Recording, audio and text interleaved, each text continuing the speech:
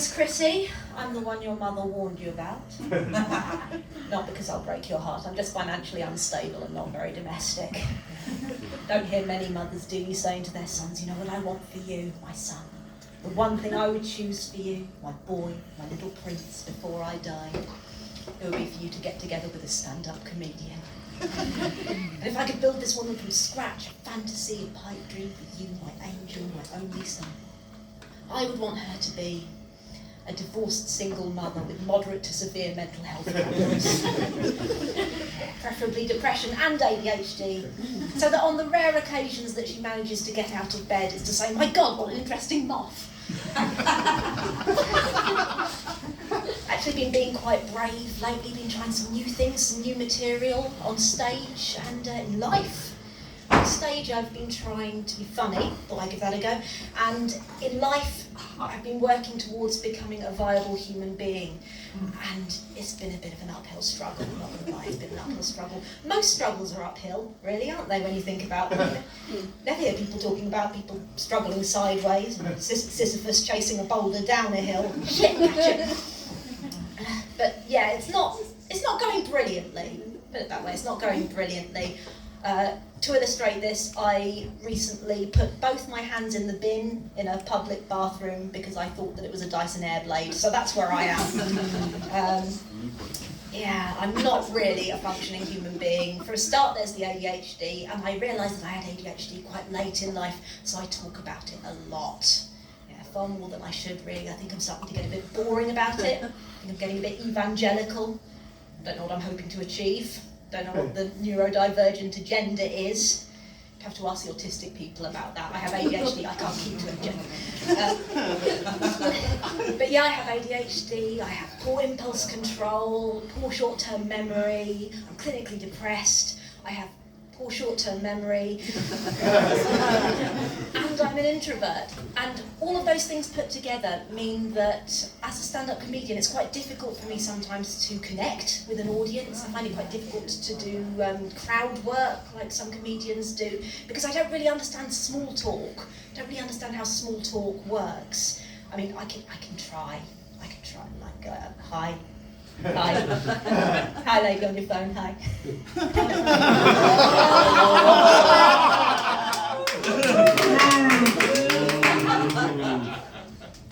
I'm gonna try some small talk on you, is that right? Yeah? Yeah. Do you like weather? It doesn't work, it just doesn't work, I don't know, just can't do it. The other thing that stand-up comedians do sometimes is they'll roast their audience, won't they? Sometimes stand-up comedians are quite mean, and I'm not very good at being mean either.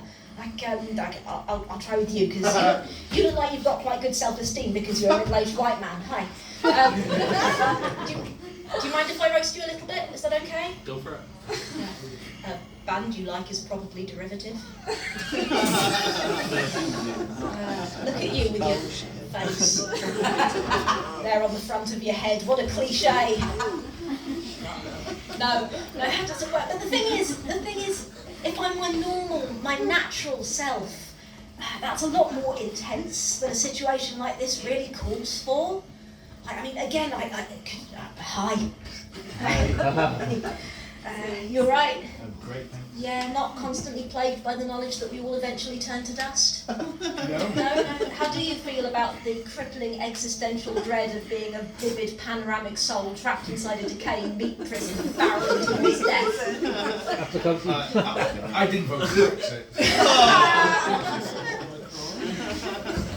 So yeah, no, that doesn't work either. I will get there.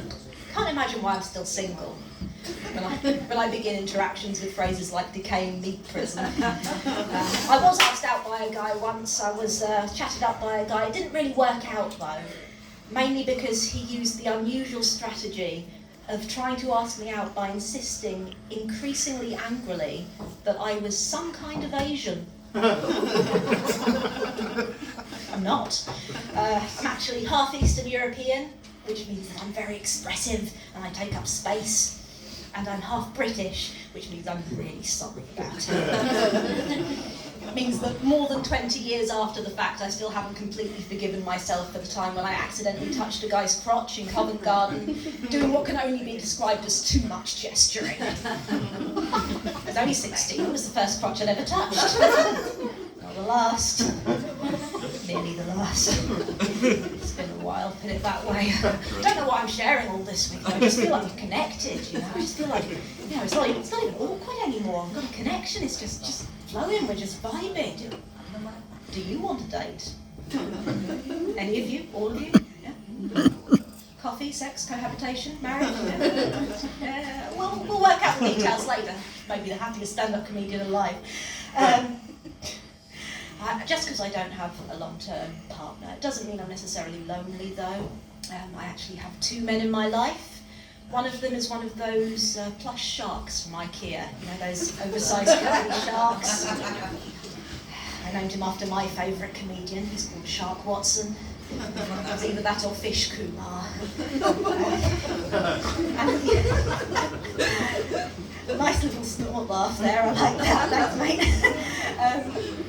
And the other man in my life, of course, is my cat, Bernard. I thought I was being quite clever, quite original, quite cute, giving my cat a just some guy kind of name. But it turns out there's a bit of a trend these days for giving cats names that just sound like they're a guy you met down the pub. Like sometimes you'll go round a friend's house and you'll see, say, the most beautiful, purebred, clear blue-eyed ragdoll cat. It's gorgeous, it's sumptuous, it's all lush fur and deep purrs. It looks like the kind of thing someone might wear, you know, if they were awful. It's you find yourself producing open tins of salmon that you didn't even have on your person to begin with. Your body's just producing them like a biological imperative brought on by how beautiful this cat is. And it's got a little glint of evil in its eye, but you know that you'd die for it, kill for it. And you say, my God, what a stunning cat. And your friend says, yeah, that's Ian. He's a shithead. Dogs, on the other hand, dogs are treated like gods in this country. And you know, fair play, from a spelling perspective, it's not a big leap. And also, fair play, dogs are really nice, they're really sweet, they're loyal, they're simple creatures, but they're also very intelligent. Even as a cat person, I can understand why dogs are so loved in this country. But sometimes you'll go around a friend's house and you'll see their dog. Or at least you've been reliably informed that it's a dog. If you didn't know better, you might think that it was a very old, threadbare, dirty hand puppet that's been turned inside out, or an octopus that's been dropped on a sticky rug. It looks like it's been long dead, it's been buried, it's been dug up again, it smells like that too, but unaccountably it's still moving. It's either got no eyes or too many eyes, depending on what angle you look at it at. You can't tell which bit of it is which. I think you see its tongue lolling about, but then it puts weight on it, that's its leg. And you say, because you're British and you're polite, you say, oh, what a lovely dog. And your friend says, I know. This is Angel. He's a Shih Tzu pug Doberman cross. He's the most beautiful thing in my life. And at that point, you can kind of see where they're coming from, because you've seen photos of their baby. You've been absolutely brilliant. I unfortunately have been Chrissy Derbyshire. Thank you. Sorry.